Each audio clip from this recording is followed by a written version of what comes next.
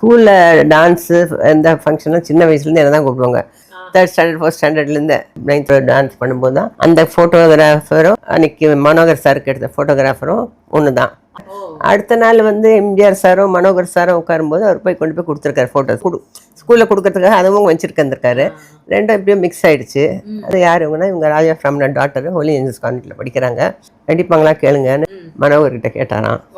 அப்போ எப்படி எங்கள் நம்பர் வாங்கி மனோகர் சார் வந்து ஃபோன் பண்ணியிருக்காங்க. சொன்னாங்க இல்லை நடிக்க மாட்டாங்கன்னு வச்சுட்டாங்க. அப்புறம் எம்ஜிஆர் தான் எங்கள் அம்மாகிட்ட 1 மணி நேரம் பேசினார். அவங்க அப்பா பற்றி நல்லா தெரியும், எனக்கு நல்ல பழக்கம். அவங்க அவளுக்கு இன்ட்ரெஸ்ட் உனக்கு இருக்காம்மா? எனக்கு இருக்குங்க, அம்மா தான் வேண்டாம்.